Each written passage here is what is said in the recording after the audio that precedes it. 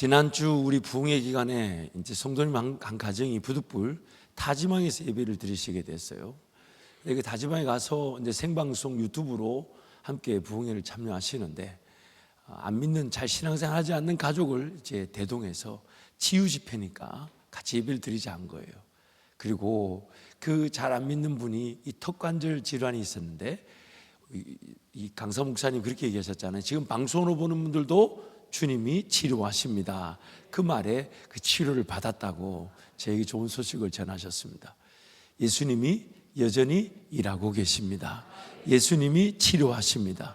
예수님이 우리를 고치십니다. 예수님 우리를 살리십니다. 우리 신앙이 자칫 잘못하면 내가 할 수 있고 내가 하고 싶은, 그래서 지성적인 혹은 인간의 능력 한계 안에 갇혀져 있을 수 있습니다. 그러나 하나님은 살아계셔서 우리의 신앙이 초월적인 능력을 맛보게 하시고, 사람의 이성과 실력으로 가늠할 수 없는 그 영역에서 하나님의 능력을 드러내기를 지금도 원하십니다.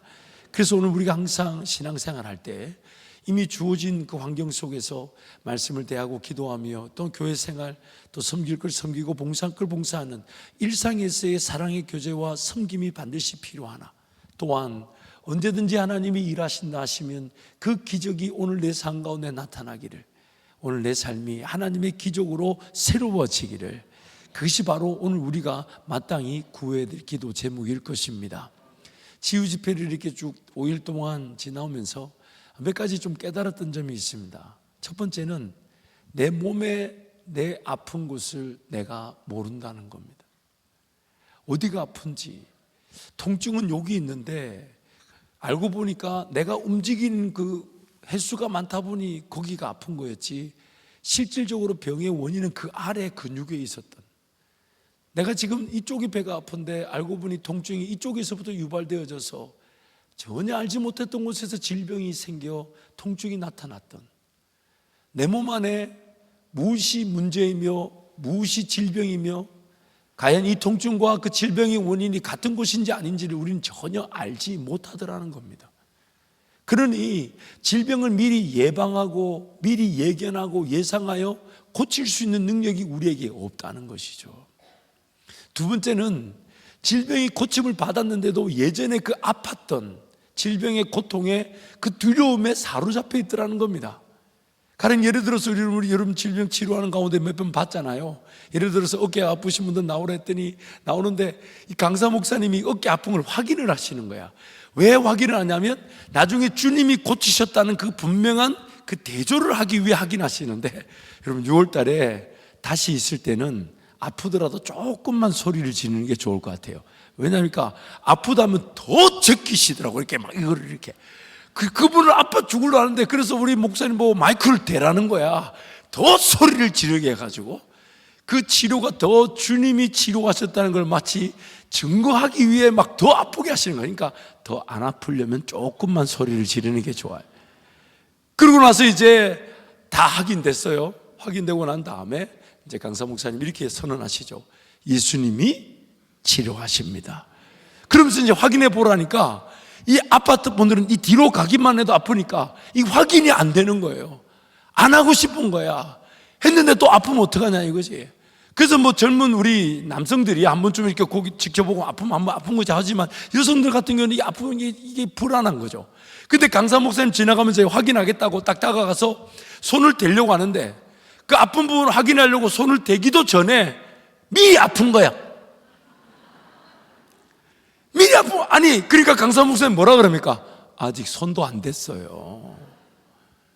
그런데 그 부분이 치유가 됐더라는 거죠. 그러니 우리가 그런 두려움에 사로잡혀 주님이 나와 함께 하셨고 나를 치료하셨고 나를 도우셨는데, 여전히 그냥 그 예전에 그 고통, 염려, 근심, 두려움에 사로잡혀 있을 수가 있더라는 거죠. 또한 이렇게 치료가 이렇게 됐으면 사실 이 감사할 일인데, 감사를 안 하고 자꾸 의심을 하는 거예요. 예를 들면 이 어깨가 나았다 그러면 예전에는 이게 들었다 놨다 안 됐단 말이에요. 그런데 이게 어깨가 낫는 순간 계속 확인하는 거예요. 계속. 그래서 제가 보니까 어깨가 예전에는 이게 안 돼가지고 전혀 못 쓰고 있던 어깨가 치료를 받은 순간 의심의 병으로 계속 확인하는데, 제가 보니까 확인하다가 다시 병 걸리겠더만 계속 이걸 막 돌리고 막. 그게 오늘 우리의 이게 연약함이죠. 또 너무 안타까운 게 치료의 자리에서 어떤 방식으로 누구를 치료하실지는 주님만이 결정하시는 것인데, 막상 와보니까 나는 치료가 안 됐다고. 그러면서 이제 저 뒤에 앉으셨는데 아마 우리 교인들이 아니셨던 것 같아.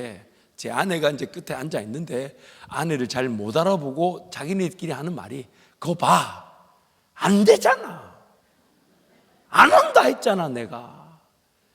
봐, 안 되는데 뭐하러 끌고 와 이 난리를 치냐고. 여러분, 육신의 질병이 고침받지 않았다고 내 영혼까지 지옥 가게 만들 수는 없죠. 내가 내 몸이 어떤 장애가 있든 오름이 있든 물론 불편하고 힘들고 고통스럽겠지만 내 영혼이, 내 육체의 질병이 고쳐지지 않은 것으로 하나님을 거절할 수는 없죠. 잊지 말아야 될 것이, 우리가 그 치유 집회가 없던 이전에도 질병이 있고 문제가 있고 어려움이 있는 중에도 하나님 나를 지켜주셨고 예배할 수 있도록 도와주셨고 하나님 은혜로 함께 할 수 있도록 인도해 주셨다는 것입니다. 그런데 그것이 그 순간에 누군가는 치료받는데 나는 치료 못 받아서, 봐라 이거 안 되잖아, 이거 좋겠다, 니는 난 안 됐다 이거. 근데 여러분 잊지 마세요. 그렇게 불평불만할 나를 하나님이 아셨을까요? 모르셨을까요? 그걸 아셨다면 그 치료가 주어질 수가, 여러분 생각해 보세요. 가인의 제사를 한번 생각해 보세요. 그가 어떤 예물을 잘못 드린다는 우리는 잘 성경이 말하지 않아 모릅니다. 근데 자기의 예배가 받아들여지지 않아 하나님께 원망하고 불평하고 심지어 아벨을 죽이고자 하는 그 가인의 그 행동과 마음을 하나님 아셨을까요? 모르셨을까요? 아셨기에 그 예배가 받아들여지지 않았던 거죠. 오늘 내 입을 지켜야 되는 거죠. 만약 그 순간에 하나님께서 치료하신다는데 치료가 안 나타났으면, 그러면 하나님, 내가 오늘 밤에 집에서 잠을 잘 때 고치시려나? 아니면 내일 집회 때 고치시려나? 아니면 다음 예배 때 고치시려나? 그래 안 해도 우리는 예배를 하고 하나님을 섬길 것이지만 주님이 고치신다 하시니까 지금 당장의 역사가 나타나지 않아도 주님 나와 함께 하시니 안 돼! 끝났어! 라고 말함으로써 내가 그것을 받을 만한 그릇이 아니었다는 것을 증명하고 끝날 일이 아니라는 거예요. 하나님을 기대하고 하나님께서 고쳐주심을 믿으나 또한 그리 아니하실지라도 오늘 하나님을 기뻐할 줄 알고 하나님을 즐거워할 줄 알고 하나님을 예배할 줄 알고, 그러면서 또 아플 때마다 하나님 이것도 좀 고쳐주세요. 저번에 고쳐주신 줄 믿고 기도했는데 잘 안 됐지만 주님이 고쳐주심을 믿습니다. 맡겨놓고 또 예배하고 섬길 것 섬기고 기도하며 주님과 동행하는 것이 우리의 삶에 마땅한 자세일 것입니다. 그래서 그 성도들이 만약에 아쉬워하고 불편해서, 그래서 이제 목사 입장에서는 이런 걸 고민해야 돼. 10,000명 중에 9,999명은 치료를 받았는데 한 명이 치료를 받지 못해 아쉬워해가지고 힘들어하기 때문에 다음부터는 그런 치유 집회를 안 해야 되나? 그러기에 오늘 우리의 자세, 그 치유 집회를 통해 내 믿음이 어떤지를 살펴볼 수 있는 계기가 되고 하나님을 인내함으로 하나님을 의지하게 되는 것이죠. 무엇보다 제가 치유 집회 기간 동안 깨달은 게 즉각적인 치료만 원한다는 거예요.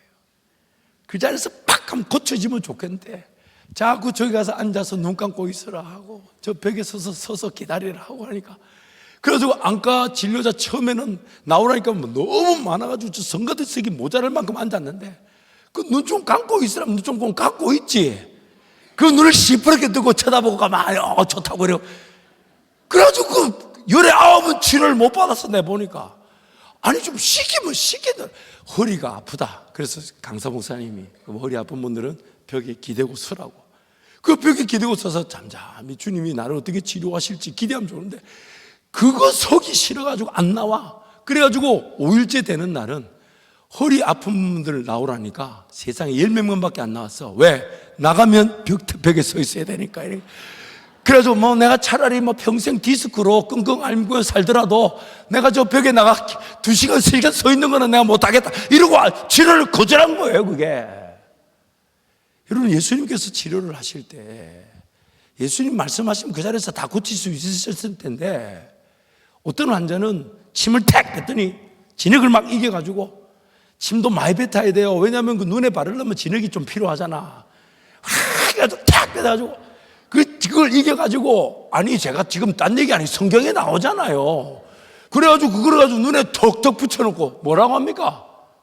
실로암에 가서 씻어라. 그 병자 입장에서 막 여기서 눈뜨게 해주지 별 시럽다 참말로. 그리고 안 가면 끝나는 거예요.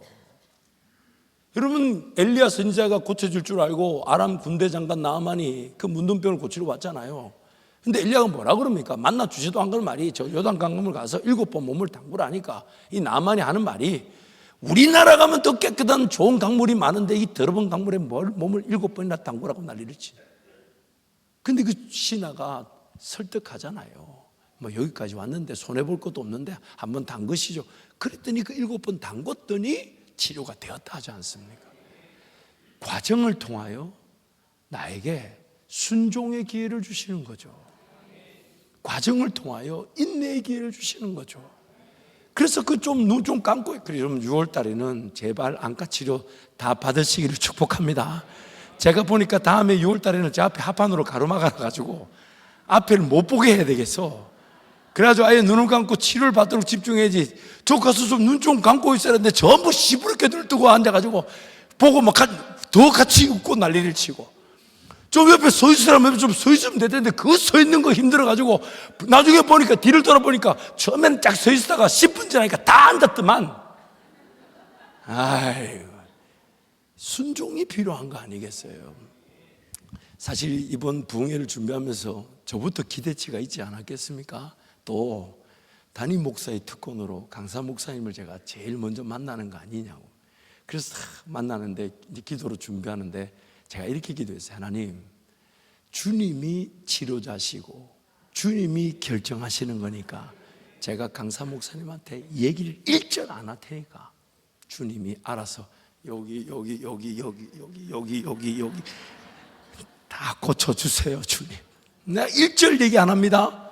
주님이 아시잖아요. 왜냐하면 그분이 치료하는 게 아니라 주님이 하시는 거니까 내가 말 안 할 테니까 주님 여기 치료해 주세요. 그래놓고 이제 가만히 저도 기다려봤어요. 긴장감이 있죠. 내가 미리 말하나? 어디가 아프다고 말하나? 왜 그런 욕심이 없겠어요. 그러나 기다려봤어요. 그리고 이제 첫날 식사를 끝내고 이제 우리 교회에 와서 이제 간단한 다가와 티타임을 하는데, 우리 대개 강사 목사님들 오시면 그 영접팀, 다가와 티를 준비하는 그 팀들을 제가 초청해서 강사 목사님께 축복 기도 한번 해주세요. 이분들이 수고하십니다. 이렇게 부탁을 하거든요. 그래서 이번에도 이제 안에 이제 3분인가 계셨는데 제가 이렇게 부르니까 제가 축복 기도를 부탁하기도 전에 강사 목사님 벌떡 일어나더니 권사님 붙잡더니 여기 아프죠, 여기 아프죠, 여기 아프죠. 권사님이 말도 안 했어요. 어디 아프다고 말도 안 했는데 여기 아프다니 권사님 그리고 이제 옆에 있는 집사님한테 얘기하니까 이라고 아무 얘기를 안 했어요. 근데 그 자리에서 예수님이 치료하십니다 라고 치료가 되게 하셨어요. 그러면서 저한테 딱 오시더니 목사님도 잠은 오른쪽으로만 주무시네요 하면서 오른쪽 어깨 간조치하고 누르는데 나는 요 위에만 통증인 줄 알았는데 요 안쪽에 그 등 쪽에 누르는데 얼마나 아픈지 꾹꾹꾹 누르는데 너무 그리고 예수님이 치료하십니다 하고 어깨에 손을 들었더니 여기 통증이 싹 사라진 거예요. 싹 사라졌는데 거기는 분명히 안 아픈 것 같은데 그 뒤에 통증이 남았어. 그래가지고 제가 혼자 무슨 생각했냐면 덜 치료됐나? 그러나 이제 이거는 주님이 하시는 거예요. 분명히 나은 부분이 있고 여전히 아픈 부분이 있는 거니까. 그래서 끝까지 기다렸어요. 말 안 하고. 그러다가 마지막 날 식사를 하는데, 이번에 강사 식사 대접하신 분들은 이 강사 목사님이 묻지도 않고 여기 아프죠, 여기 아프죠 이러면서 치료를 다 주님이 해주셨어요. 그리고 이제 저한테 오시더니, 목사님 어깨만 문제가 있는 게 아니라 이 등이 문제네요 하면서 등을 쭉쭉쭉 이렇게 만지는데, 세상에, 알고 보니까 움직이는 그 부분에만 통증이 있었지 내 등 쪽의 근육은 제가 잘 움직여 쓰지 않다 보니까 그게 아픈 줄 몰랐던 거예요. 근데 거기가 아픈 거였는데 너무 아픈 거예요. 알고 보니까 이게 지금 이게 안 됐던 이유가 그 등 쪽 어깨 때문에 안 됐던 거예요. 그러면서 그 자리에서 꾹꾹꾹 누르면서 저도 몰랐던 제 아픈 부분을 만져주시더라고요. 그러면서 예수님이 치료하십니다 라는 순간 치료가 됐어요. 치료가 됐어요. 그러면서 또 여러분 보시다시피 마지막 날은 또 담임 목사라고 혜택을 줘가지고 저들이 앉으라 그래가지고 시킨 대로 했죠. 근데 목을 이렇게 가만 앉아있는데 목을 누가 뒤에서 자꾸 당기는 것 같아. 그래서 당기는데 이게 목이 뒤로 젖혀지니까 이게 아프잖아요. 통증이 있잖아 이게. 그래서 아픈데, 근데 자꾸 뒤에서 당기는 것 같아서 한번 아프지만 참고 있어봐야 했더니 제 몸 전체가 뒤에서 누군가 당기는 것처럼 당기면서 뜨는 거예요. 그래서 나중에 강사 목사님 걸으라 할 때 걸어보니까 제 가슴 위로 전체가 굉장히 맑아지고 상쾌하고 가벼운 그 은혜를 누리게 됐던 것이죠. 예수님이 치료하신다라는 것은 예수님이 모든 치료를 결정하신다는 뜻입니다. 언제, 누가, 어떤 질병을 어떻게 치료받을지를 예수님이 결정하시는 거예요. 근데 예수님이 결정하신다는 것은 강사 목사님이 자기에게 그 일이 달리지 않았다는 걸 뜻하는 거예요. 그래서 강사 목사님도 매 순간 어떻게 고백을 시켰습니까? 예수님이 치료하십니다. 예수님이 치료하십니다.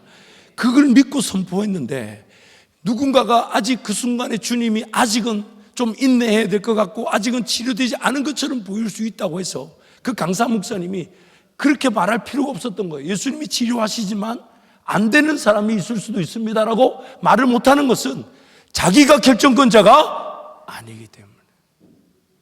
그래서 치료를 받고 난 다음에 함께 고백을 시켰던 게 뭐냐면, 예수님이 우리와 함께 하십니다.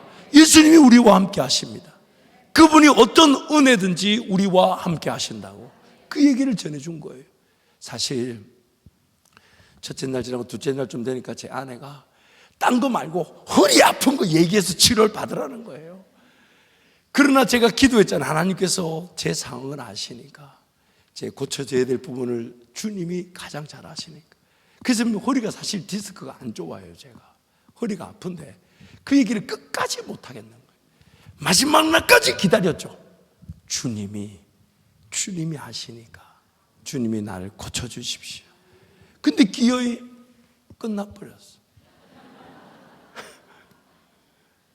하지만 주님이, 제가 주님께, 그 목사님께 인간적으로 어디가 아픕니다, 어떻게 고침받고 싶습니다 말을 하지 않았을 때도 주님은 다 알고 계셔서 고침이 필요한 부분은 고쳐지게 하셨고, 고침이 필요한 부분이 여전히 있겠지만 그 여전히 고침이 필요한 부분에 대한 주님의 뜻이 있기 때문에 주님이 저에게 인내하라 하시는 거겠죠.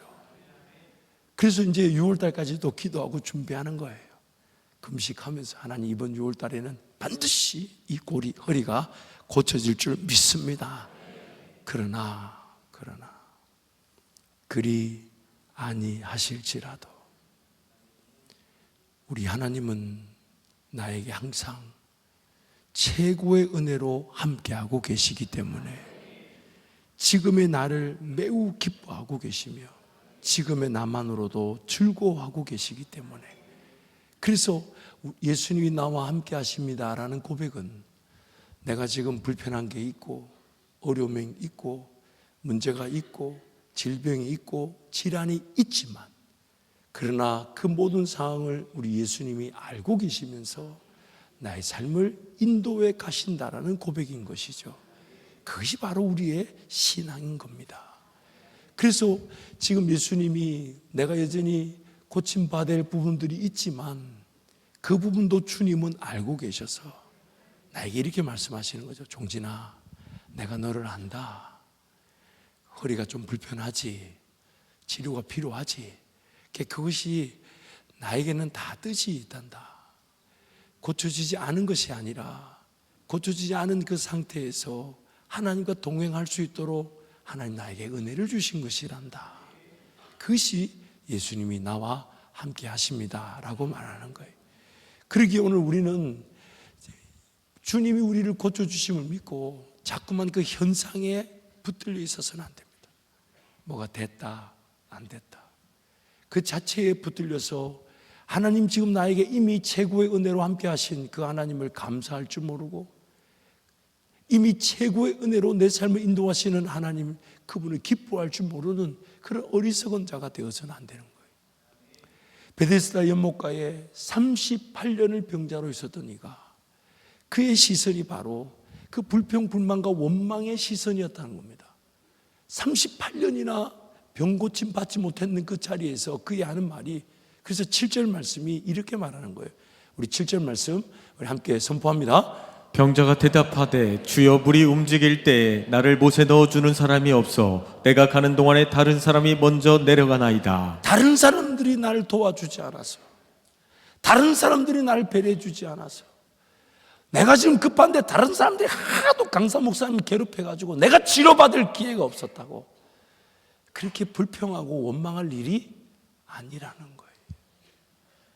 비단 예수님의 초월적 기적이 나에게는 나타나지 않았다 할지라도 누군가 사랑하는 성도가 치유되고 회복되었다면 함께 박수치고 감사하면서 동시에 그 예수님이 나의 질병 질환도 알고 계실 것이기에 이것도 치료해 주실 것을 믿고 인내할 줄 안다면 그는 이미 치유받은 것입니다.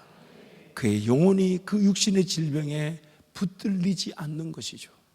그래서 오히려 예수님은 치료해 주신 다음에 그 치료 그 이후의 삶에 더 방점을 찍고 강조하셨던 것입니다. 우리 14절 말씀 우리 함께 선포합니다. 그 후에 예수께서 성전에서 그 사람을 만나 이르시되 보라 내가 나았으니 더 심각한 것이 생기지 않게 다시는 죄를 범하지 말라 하시니. 다시는 죄를 범하지 말라. 다시는 죄를 범하지 말라. 고침을 받게 된 것이 다시는 죄를 범하지 않아야 될 시작이었다는 것이죠. 우리는 죄로 말미암아 타락하여 이런 질병 질환이 약이 되는 것을 막을 수가 없습니다.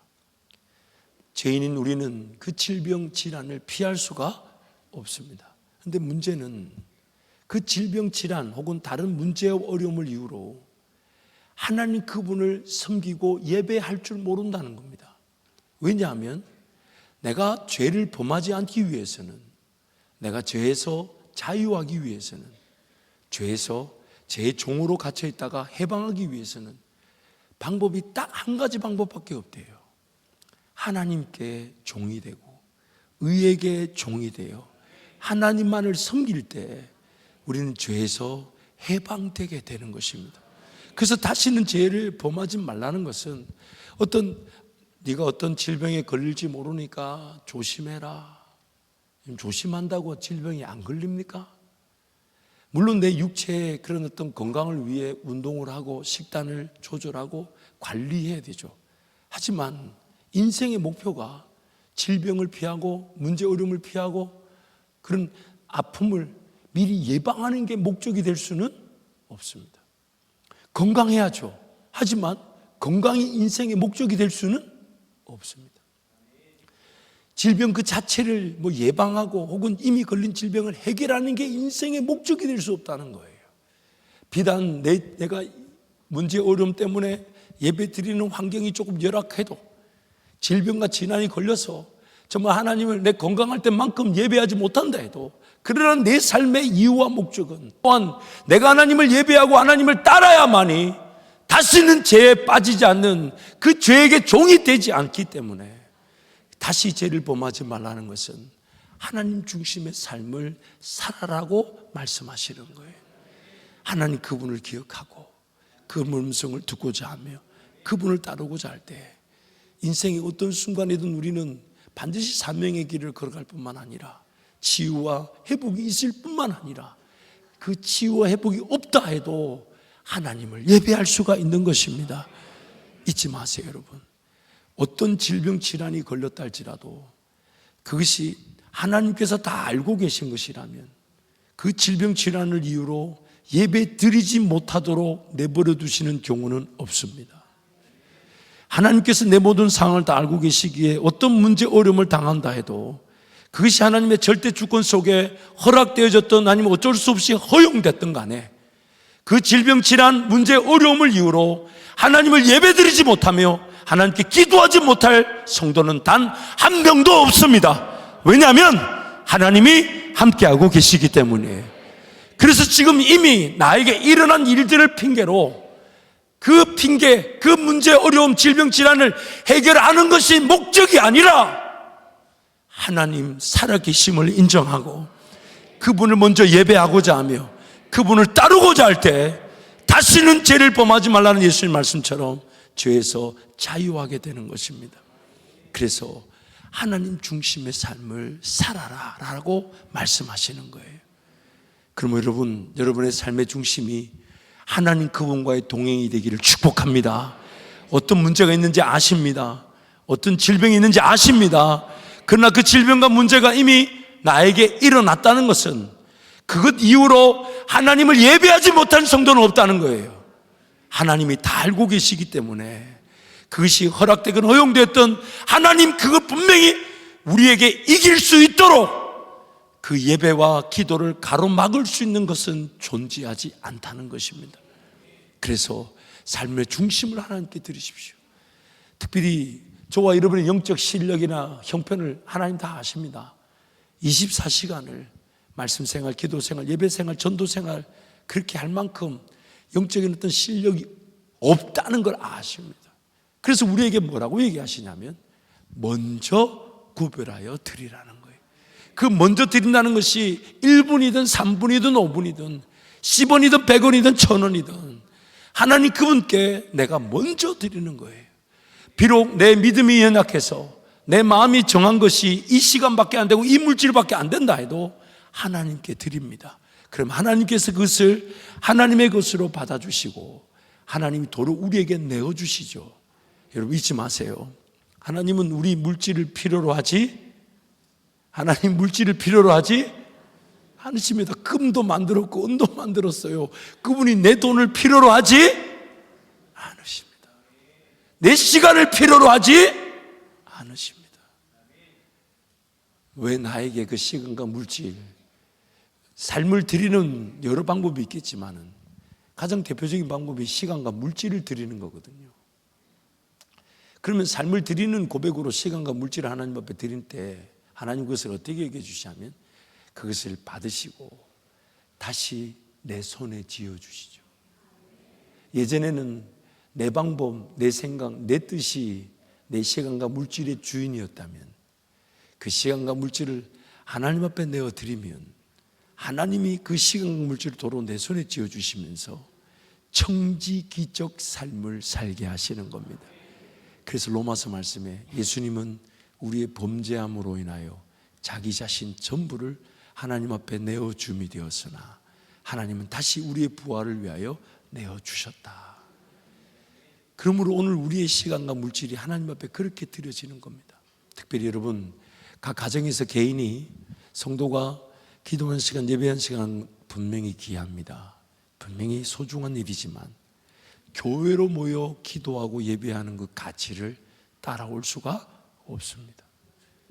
자칫 잘못하면 가정에서 드려지는 예배와 기도는 그 가지가 나무에서 떨어져 나가 물도 공급받고 햇빛도 받고 이산화탄소로 강업생이 될 만한 환경을 갖춘 듯 보이지만 그러나 그 기도와 그 예배는 만약 교회로 연결된 것이 아니라면 결코 응답될 수가 없습니다. 하지만 교회로 모인다는 것은 단순히 내가 생명을 공급받아 마치 예를 들어 100일 인생 작정 기도를 작정하고 함께 교회로 모여 기도하겠다는 것은 내가 이 기도 시간을 통해 교회와 연결됨으로 영양분을 공급받을 때 내 기도 제목부터 바꾸어지고 새로워지고 변화를 받게 되죠. 영양분을 공급받으니 무엇이 하나님 나를 위한 뜻인지, 하나님이 어떤 기도를 듣기를 원하시는지, 응답될 수밖에 없는 기도가 무엇인지를 내가 교회라는 공동체, 즉 예수님의 몸에 연결될 때 내 기도가 살아나고 내 기도가 하나님이 기뻐하신 기도로 바뀌어질 기회를 갖게 되는 것이죠. 또한 성도들이 모여 연합하여 기도하기에 교회로서 꿈이 주어지게 되고 그 교회로서 꿈에 성도들이 함께 기도할 때 교회의 꿈은 교회의 권세로 반드시 역사를 보게 되는 것입니다. 그때 우리는 함께 쓰임 받는 거예요. 아무리 개인 성도가 자기의 일터나 가정에서 기도한다 해도 교회로서의 꿈인지 기도 제목인지 가늠할 길이 없습니다. 하지만 교회로 정한, 물론 단순하게 여러분 집에서 잠옷바람으로 무릎 꿇고 기도가 되던가요? 조금 번거스럽지만 좀 씻고 옷을 갈아입고 시간을 교회 왔을 때와의 그 기도의 가치가 비교될 수가 없어요. 하나님과의 그 동행의 가치가 비교될 수가 없어요. 우리 코로나 지나오면서 우리 그런 정말 그 열악한 우리의 영적 형편이 여실히 드러나지 않았습니까? 줌으로 예배 드린다니까 위에는 와이셔츠에 넥타이 양복까지 맸는데 밑에는 반바지 입고 이미 우리의 그런 영적 형편이 여실히 드러나지 않았습니까? 그러나 그 이상이라는 거예요. 교회 공동체로 모였을 때 하나님께서 그 교회에게 주시는 말씀이 선포되게 될 것이고 교회 주시는 말씀이 성도를 살려내게 될 것이고 교회 주시는 말씀이 교회로서의 꿈을 꾸게 하실 것이고 한 개인이 결코 꿀 수 없는 하나님 나라 영광의 꿈이 기도되어지게 하셔서 그 역사가 응답되게 하시는 것, 그게 바로 교회의 권세인 것입니다. 그러므로 여러분, 이번 100일 인생 작전 기도가 오늘 저녁부터 시작되는데 모두가 주인공이 되시기를 축복합니다. 치유의 역사, 그 이유가 더 중요하며 치유 받았든 안 받았든 하나님과의 동행의 목적, 그것이 오늘 나를 죄에서 자유하게 하는 유일한 길이기에 주님을 사모하고 주님을 의지하면서, 그래서 이번 100일 인생 작전 기도가 여러분 모두에게 하나님을 만나게 되고 하나님의 나를 향한 꿈과 계획, 즉 기도 제목을 발견하게 되며 함께 모인 교회로서 꿈을 꾸어 그 꿈이 기도되어져 역사하시는 우리 하나님의 영광을 보게 될 줄 믿습니다. 우리 함께 찬양하겠습니다.